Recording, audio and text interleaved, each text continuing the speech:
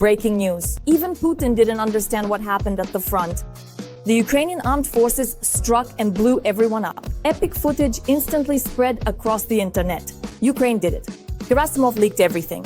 Drone attacks on the front line, brutal carnage, Flamingo missiles tore Russia apart. In the Kremlin, they're crawling on their knees. Have they finally admitted they're on the verge of failure? All this in our episode of Hell Point. Exclusive lightning-fast successes of the Ukrainian armed forces in Donbass. A breakthrough by our forces near Dobropilya. The Russians have been pushed back. Near Kupiansk, the occupiers are really out of luck. They ran into fierce resistance from the Ukrainian armed forces and had to hunker down. The front line is on fire. Russian generals have really messed up. Instead of major conquests, there are huge failures. This scandal has reached Putin himself. Don't miss the shocking details in the report coming up in just a moment. Dobropilya in the Donetsk region, a location that just a week ago was a cause for concern for our command. Today, it's a section of the front that the Ukrainian armed forces can be proud of. The breach that Russia made in our defensive line has been cut off, the military reports, and the entire group of occupiers is now surrounded. The destruction of the enemy is now only a matter of time. Realizing this, Russian soldiers often surrender on their own. Oh, so it is actually one for every three of them. Because that's right, the 93rd is at work. However, Donetsk region itself remains the section of the front where Russia is trying to break through most forcefully. 2/3 of all enemy losses are concentrated right here. The objective has remained unchanged for many months: to take Pokrovsk at any cost. The armed forces of Ukraine are holding back the offensive with titanic effort. Whether the Russian forces are able to completely encircle or successfully capture the crucial Pokrovsk defensive stronghold will ultimately determine the subsequent advance on the strategically important cities of Kostiantynivka, Drushkivka, Kramatorsk, and the broader Kramatorsk defensive area.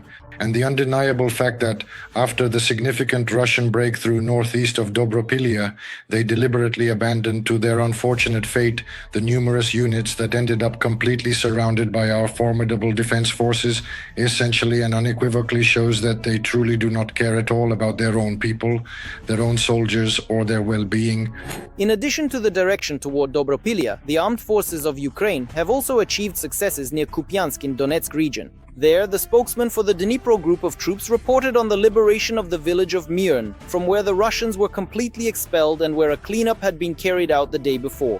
Kupiansk. There is indeed a lot of work underway to vacate some of our locations. Let's not get ahead of ourselves, but I think that with counter-attacking actions we'll be able to improve the situation a bit. At the very least, the enemy has not been able to move heavy equipment across the Oskil River. That's something the enemy has been trying to do for probably a year, more than a year now, in order to establish suitable bridgeheads. And of course, counter-sabotage and reconnaissance groups are at work. Recently, the Zaporizhzhia direction has also become more active, according to our military. The Russians no longer have enough forces to launch an assault there without losing effectiveness elsewhere. The decision was to move the forces that had been fighting in Sumy region and in the Kursk region closer to the sea. This is a formidable marine infantry strike force. However, as they continue to bring in fresh marine and airborne forces into the regions of Sumy and Kursk, those troops who are already quite worn out from the intense fighting, they are being systematically redeployed to the Zaporizhzhia direction. Yes, these are indeed the most thoroughly prepared forces for offensive military operations, but to a very significant extent, these are now exhausted formations and units, having endured considerable strain. The result of such a regrouping did not take long to show. For several weeks now, the defense forces have continued to advance in the Sumy region. This trend continues today. Sumy region, where not only did we manage to prevent the enemy from creating a so-called buffer zone, but we also did not allow the enemy to approach Sumy in order to shell it with various types of tube artillery. Moreover, there are liberated settlements, and there are areas where the enemy was actually pushed back onto the territory of the Russian Federation. We have such locations there today. Meanwhile, Russian generals have been caught in yet another lie. They've certainly learned how to paint a pretty picture across the border, but it doesn't reflect reality. In particular, this deception was noticed during a briefing by the chief of the Russian General Staff, Gerasimov. On the map, it was shown that Russia controls the entire gray zone where their soldiers have ever appeared. OSINT analysts compared it with the deep state map and confirmed it was a forgery. Moreover, it seems the map hasn't been updated for a long time, since not only gray zones are marked as Russian, but also territories that have already been retaken by the Ukrainian armed forces. However, the embarrassment didn't end there. The deployment of troops continues with an unceasing offensive practically along the entire front line. And since March, more than 3,500 square kilometers of territory and 149 settlements have been liberated. One might wonder, what's wrong with Gerasimov's triumphant speeches? Clarity was provided by journalists who calculated how many settlements there actually are in the regions claimed by the Russian Federation. Now just compare 149 to 8,640. Alright, let's even subtract from that the settlements already under the control of the Russian Federation's army. Still, it is important to note that we are not talking about merely 1 or even 2 or perhaps 3 or indeed even 4,000 settlements in this particular context. In just half a year, a significant 149 settlements have regrettably come under the control of the Russian Federation's armed forces. In summary, all Western and Ukrainian analysts agree on one thing. The Russian summer offensive not only failed, but considering the ratio of losses to results for the Russian Federation, it became the most catastrophic military operation for Putin's army in its entire history. The Russians' wailing can no longer be drowned out. A fierce disaster has struck the Russian Federation.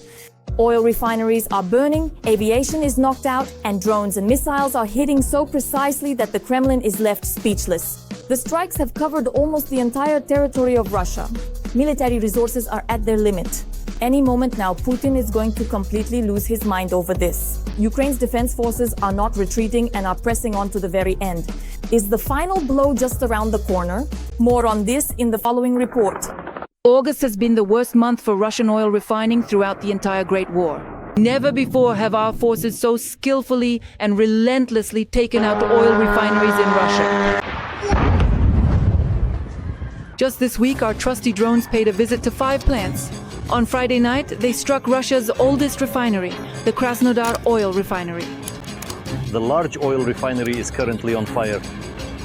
And for the 3rd time this month, the Siversk refinery near Samara was burning. At that time, the Afipsky and Kuybyshev refineries, which had been attacked 2 days earlier, were still smoldering. It's going. 18th one indeed. On Monday, the Ilsky oil refinery in Russia was significantly burning after an incident. Here is a map of the flares across Russia for the month. In addition to the 5 already mentioned, on Independence Day there were fires at the Siversk and Novoshakhtinsk refineries. On August 19th, the Volgograd refinery was hit again. There were also successful attacks by our UAVs on the 15th, 13th, 10th, 7th and 2nd of August. The strike was very timely, during the harvest and vacation season, leaving a very bitter aftertaste for Russia's wartime economy. At this point, approximately 30% of oil refining capacity has been knocked out. This affects overall trade capabilities and logistics, increases prices and provokes inflation. It's a paradox. The gas station country has been left without gasoline. Fuel prices have reached their peak. Russians are groaning about a gasoline shortage from Sakhalin. It's simply and utterly impossible to refuel a car at this moment. I will get it. At the gas station, they say they're out of gas. Now we issue it with coupons. What is given? Have we returned to the Soviet Union? They had never had coupons before. Never, in any year, has there ever been a coupon issuance. The Kremlin is trying to manually control prices and has extended the ban on gasoline exports for another month until October. And we are only increasing our strikes. Our intensity is growing, more drones are being produced, more technological, various features are being used, including Russian electronic warfare. The local one is already ineffective there. The main goal is to stop the oil flows that allow Putin to finance the war. So we strike not only at the refineries, but also at the pumping stations, skillfully targeting the most sensitive spots. That's it, that's all. This is how, on Friday, a strategic oil pumping facility in the Bryansk region was hit. A line production station near Dnipropetrovsk, which pumps diesel for the enemy's army. Its capacity is 10 million tons per year. This week, the Ryazan-Moscow oil pipeline also exploded, the one through which Muscovites get their gasoline. Several times now, our forces have already attacked strategic facilities of the Druzhba oil pipeline. There, our defenders found the Achilles heel, the Uneka station. It might seem like just a small station, but it's actually the bottleneck of the entire Russian oil pipeline system. That is, if this node is destroyed, it completely blocks the supply directly to Ost-Luga, cuts off deliveries to Belarus, and consequently supplies to Europe as well. Because of this strike, Belarus lost the technical ability to quickly share gasoline with their Russian brothers. Plus, they hit the Druzhba pipeline in such a way that Putin's friends Orban and Fico were left without cheap Russian oil. We have always consistently and wholeheartedly supported the enduring friendship between the nations of Ukraine and Hungary. In Budapest, the strike was called an attack on sovereignty, and they announced a ban on entry into the country for the commander of the drone forces, Magyar Robert Vrokfi. He is an ethnic Hungarian. He responded, "You can shove your sanctions and all your travel restrictions to Hungary right up your ass, Mr. Dancer on Bones, because they will not deter us." But Hungarian supplies were not the target of the strike because the main goal was to stop the flows in the Baltic direction. That's where Putin's entire shadow tanker fleet refuels, and that's exactly where the billions are flowing from. And Hungary and Slovakia can easily give up Putin's oil. Hungary and Slovakia, they have an alternative pipeline from the Adriatic Sea and can completely abandon Russian supplies. But it's simply not profitable for them. There, the discount is about $100 per ton of oil for Hungary and Slovakia. Over the course of a year, that's up to 1 billion euros. That's a huge amount of money for these small countries, especially if you consider, well, certain politicians. From Unecha, oil used to go to the port of Ust-Luga on the Baltic Sea. Now it doesn't. And on top of that, we attacked the port itself. A drone costing $50,000 destroys property worth $1 million. And it also causes millions in losses due to unproduced goods. The 18th package of sanctions from Europe, which imposed price caps on Russian oil, has also proven painful for Russia. The hole in their budget is growing at a geometric rate. The coal industry is on the verge of bankruptcy. The main coal region, Kuzbas, is shutting down mine after mine. Even in the turbulent 90s, nothing like this happened. Aviation is also on the verge of collapse. Constant announcements of KVO plans and airport closures have made flights unpredictable and unprofitable. Due to Western sanctions, finding spare parts for aircraft repairs is extremely difficult. Engines are failing more and more often. Just in August, it happened 3 times. There are also problems in the automotive industry. Sales of the largest truck manufacturer, KAMAZ, have dropped by 60%, and last year profits fell 28 times. So since August, KAMAZ has switched to a 4-day workweek. Even at military enterprises, problems with salaries have started, and Russians who don't want to work for free are being replaced by slaves from North Korea. The payment for their work goes to the North Korean government, while they receive food and a minimal set of pocket money, so to speak. Dark times have come for Gazprom as well. Russia hasn't sold as little gas as it does now since 1985. That's why the question of where to get money for the war machine has become crucial for Putin. He will definitely be asking for help from China, North Korea, and negotiating with India at the SCO summit. We'll see what the dictator's friends are willing to do, but it seems he won't be the one setting the tone of the conversation. In other words, India and China understand that Russia is in a very precarious position, and they are already starting to twist their arms even more, demanding additional discounts. But the main thing is our influence. With beavers, ferocity, darkness, and palyanitsas, until the gas station country loses its last customers. Oksana Radionova, Yevhen Litvinenko, TSN Week with Plus Vux Marathon United News. This was shown for the first time. In the Siversk region, our people pulled off the incredible. Every day, 100 fewer Russian FPV drones.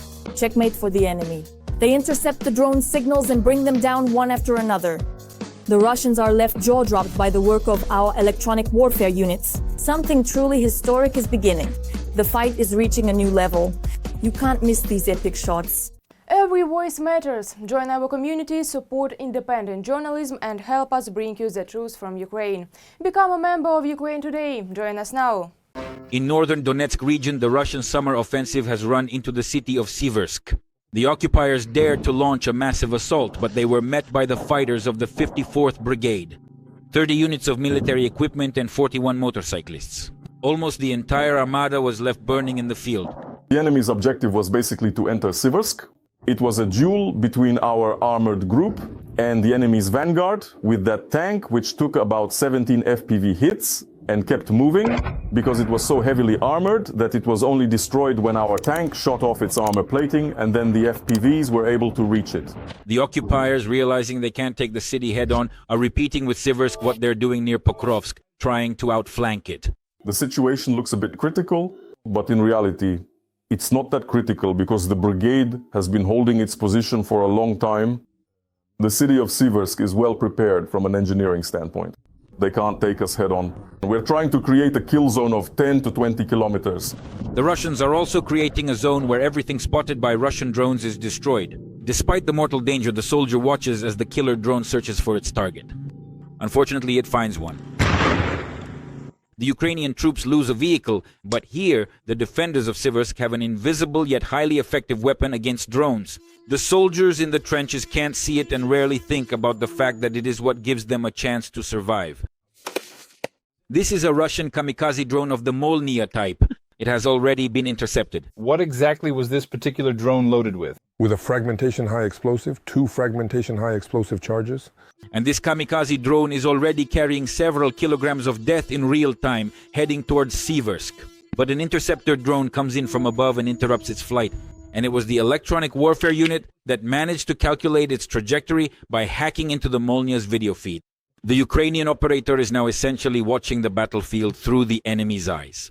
Is this video from a Russian drone? Yes, we're receiving it from their drone. The interception is happening in real time. Just 2 years ago, such a war could only be imagined in science fiction blockbusters. Today, it's just part of the daily routine. The separate electronic warfare company Spectre almost never shows their work. But they showed us. The EW operator connected to the enemy's FPV. This means it will no longer be able to catch its own signal. Now the drone will be helped to crash into the ground. Just like that. That's one less aerial killer, but in this area, their numbers are measured in dozens. It's best to head out to the observation and jamming position the way we're doing it now, under a net with the EW system turned on. And our experienced driver also thoughtfully says that sometimes it truly doesn't hurt to cross yourself, because the drone activity here in this specific area is extremely high. Just imagine, in a single day, the strategic position we're diligently heading to can effectively jam or completely neutralize up to a remarkable 100 enemy FPV drones. That profoundly means 100 precious lives of our brave infantrymen are quietly and successfully saved. There's a specialized scanner located within the pickup truck. On the interception screen, you can see the image from the enemy drone's onboard camera. It's searching for a target nearby. There's nothing to worry about until you see your own vehicle on the screen. This position is a priority target for the Russian occupiers. That's why we're not showing the actual EW systems that are covering Siversk. Because all of this is expendable material. Just as we damage their systems and antennas, they damage ours as well. That system of yours, the one that costs millions and millions, are you saying it's expendable? Yes, it doesn't last long. It gets detected, and it gets detected quickly, just like we detect theirs. These specialists can even neutralize a Lancet and, if necessary, help shoot down a Shad. In just a few minutes, the operator brought down 2 drones that were heading in our direction. One is a kamikaze wing and the other is an FPV, and both are flying together. Towards us? Towards us, yes. Did you see it just now? Yes, indeed, just one down. You suppress second one. Yes, indeed. A normal day here means 100 neutralized drones. 100 drones a day, so in a month that's, what, maybe 3,000? Yes. A ton. The Russians are improving their killing technologies and are gradually shifting from Chinese to their own high-tech components, warns Finn, the commander of the electronic warfare unit. Here, the spare parts are now entirely Russian-made, and for the most part, this is the control antenna and the video signal antenna. These drones were successfully jammed, but there are still some that managed to break through the electronic defense wall of the 54th Brigade. The solution is to have more electronic warfare systems in reserve and more interceptor drones in the air. This will definitely help hold Donetsk, save the lives of the infantry, and thwart Putin's audacious plans, as he does not stop his offensive. Andriy Tsaplienko, Ilya Shinkarenko, Serhiy Perfilov, TSN Week, 1+1, Marathon, United News. The Flamingo is already in the sky and the strike hit Russia directly. The Kremlin raised an uproar, calling it a real catastrophe. Ukraine bared its teeth and unleashed a new, ultra-powerful weapon. In terms of power, it surpasses even the legendary Tomahawk and is already tearing into enemy territory. What does this super beast in the defense sector look like? And could it really put Russia's military machine out of commission for good? All this and more in the following report. This is exactly how Ukrainian drones attack Russian oil depots, military facilities, and ammunition warehouses. Air defense systems strike targets deep behind enemy lines. It's clear that the Ukrainian defense industry is being reborn and transformed. Manufacturers are working on creating powerful long-range weapons. And it's not just about drones, but also missiles capable of flying hundreds of kilometers. Ukraine is acquiring what's called a long arm, which allows it to keep key military industrial facilities and critical military infrastructure on enemy territory under control. A remarkable achievement, the Ukrainian cruise missile, Long Neptune, which can fly thousands of kilometers, has successfully passed both testing and combat use. President Zelensky announced this back in March. They reported extensively on the successful use of Ukrainian-developed missiles, specifically the formidable Long Neptune.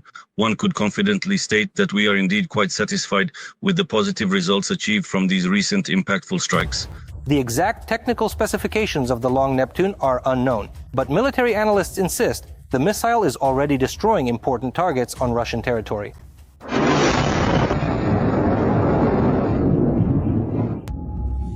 Oh my gosh.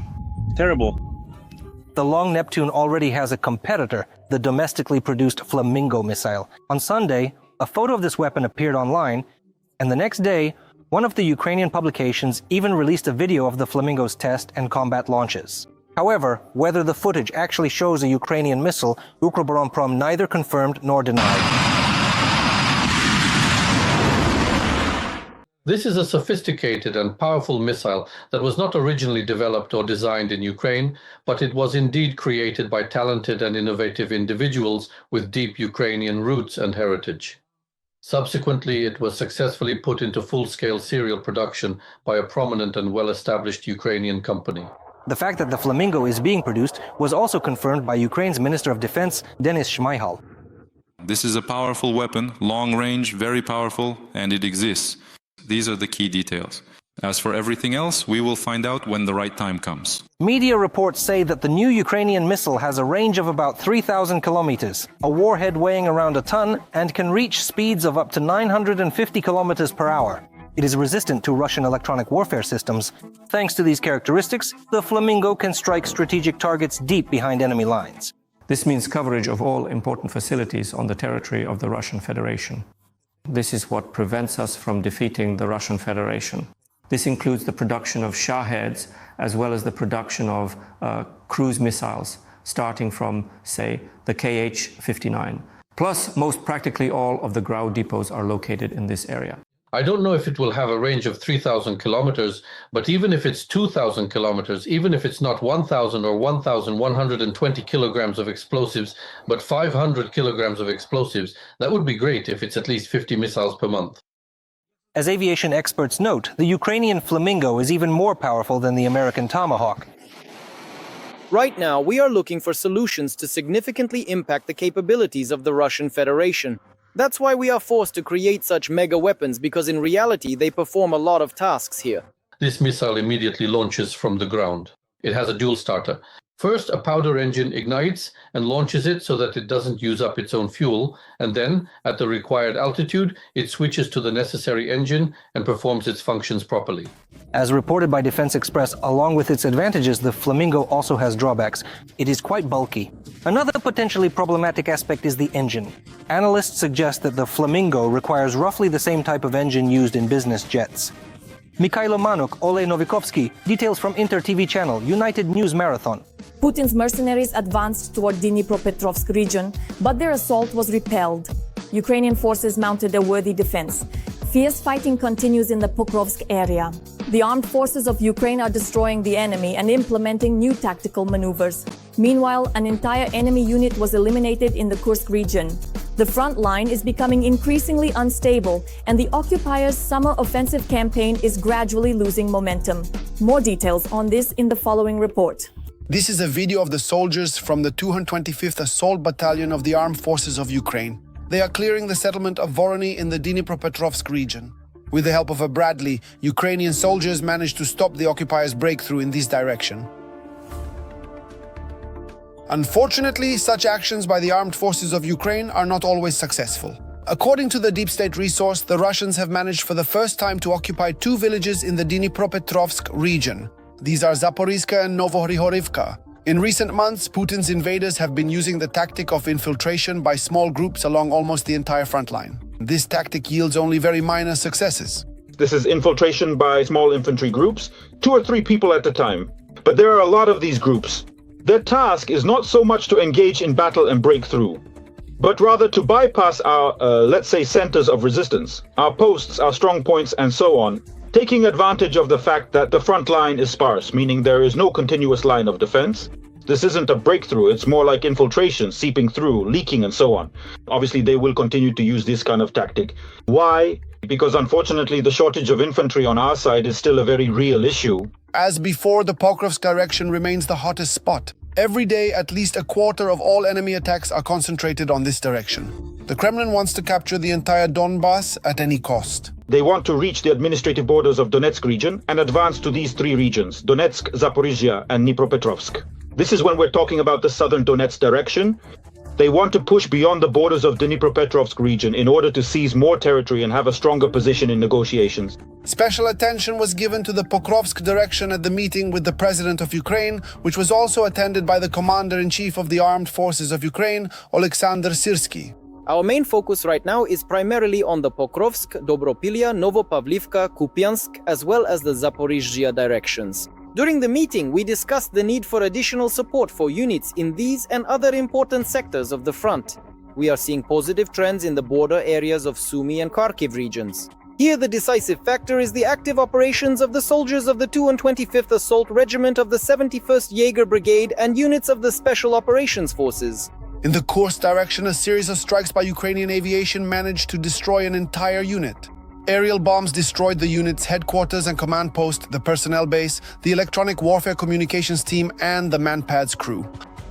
In this direction, the Russian army has also achieved no success. Most of the objectives that the Kremlin set for the campaign from April to August 2022 turned out to be unachievable. In fact, Russia's summer offensive failed, and there is a certain fatigue observed among Russians. This is reported by the publication Bild. Overall, during the summer, Russia captured only 1,800 square kilometers. This is about 0.3% of Ukrainian territory. In the Donetsk region, Russian troops unsuccessfully tried to take Pokrovsk. Despite breaking through to the city center in August, within 3 weeks all Russian units were either destroyed or captured. In the northern direction, Vladimir Putin's plans to create a security belt in the Chernihiv, Sumy and Kharkiv regions also failed.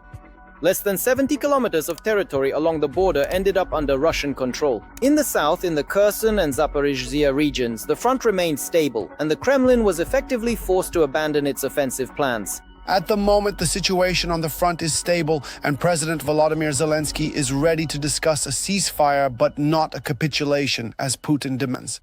That's all for today. This was me, Darina Hutsakalo. Stay tuned for more scorching news from the front in our next broadcast.